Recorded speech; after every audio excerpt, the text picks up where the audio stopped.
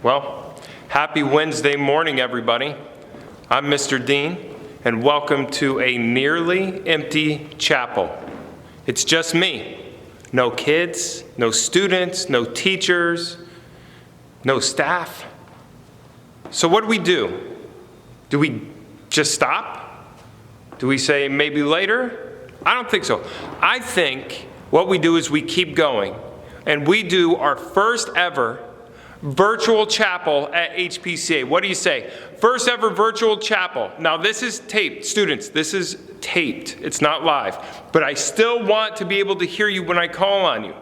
So when I say good morning, HPCA, you say good morning, Mr. Dean. When I say 1, 2, 3, you know what to do, right? Okay, so let's get this started. Good morning, HPCA.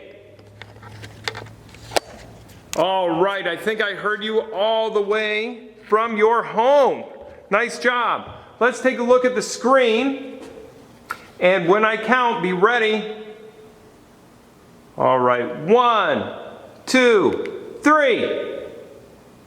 The foundation of truth. Awesome job. 1, 2, 3. Respond, ignite, serve, excel. I definitely heard you that time. HPCA. So usually this is where we have Mrs. Nesbitt and Miss Caro come up and sing and lead you in worship. We aren't going to do that today, obviously, but we do have some links on our YouTube channel. That's HPCA at Home.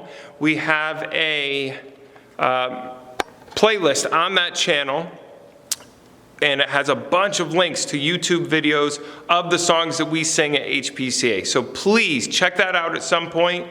Sing along with them. Show your parents and your family all the words that you know and how great of a singer you are. For today, though, we're going to move on to the memory verse. Today's memory verse comes to us from 2 Timothy 3:16 through 17. And I'm going to say this. I'll leave some room for you to repeat, okay? 2 Timothy 3:16 through 17. All Scripture is God-breathed and is useful for teaching, rebuking, correcting, and training in righteousness, so that the servant of God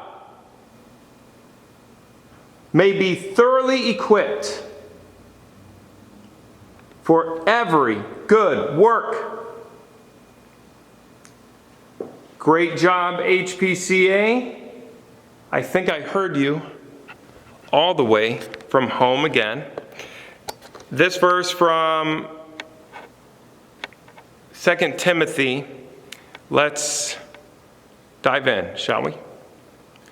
Our theme this year, of course, is the foundation of truth.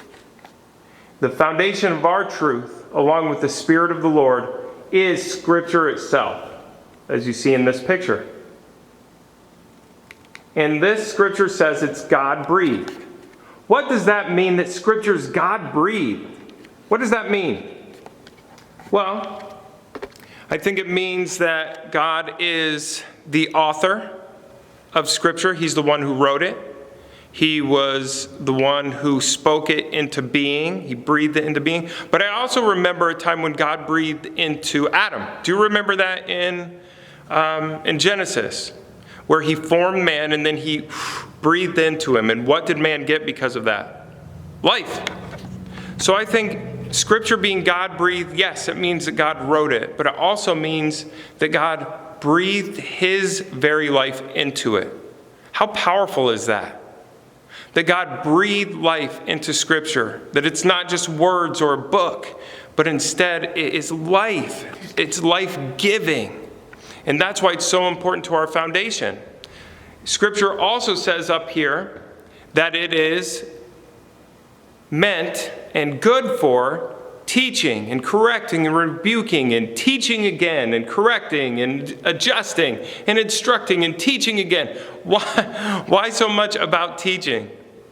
Why so much about teaching? And why so much over and over again? Well, I know as a parent, and other parents, if you're watching, you probably know as well, training up a child, really training a child, takes a lot of teaching and reteaching and love and care and reteaching. You know that saying, it takes a village, right? A lot of people doing a lot of work to train and lead a child. And Scripture says that when we train a child in the way he or she should go, it's a blessing. They don't depart from it. So we hold on to that Scripture as well. But Scripture is God-breathed, and it is useful for teaching and training. So why? It says in this Scripture in Timothy that it is good for teaching and equipping, for teaching in order to equip us for good works. What does equip mean? Well, if you're taking a look at the word equip, you might see a similar word when looking at equipment. The stuff we need to do the job, the stuff we need to get the job done.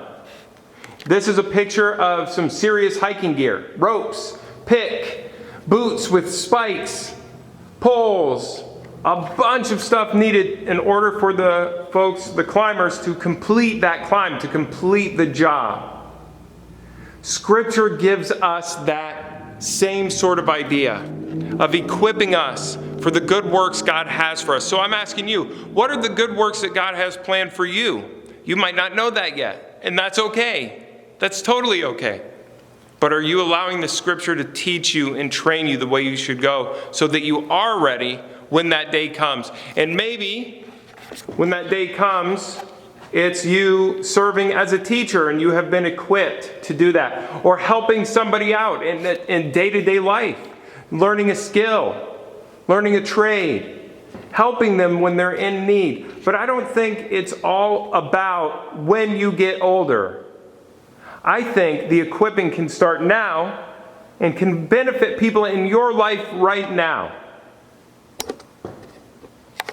The foundation of truth.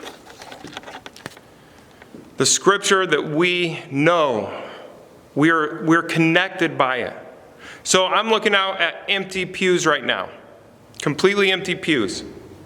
But you know what I remember? You know what I hear? I hear the sound of children singing. I hear the sound of students reciting memory verses, the sound of joy, the sound of togetherness, of community, of family.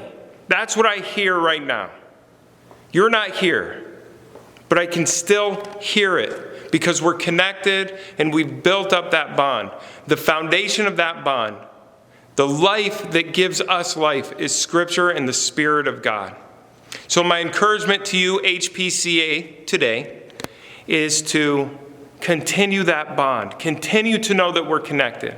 Continue to know that we love you and we care about you.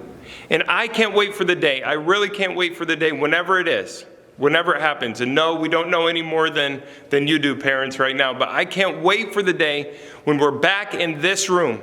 And this room is no longer empty, and it's full of singing voices and joy and family again.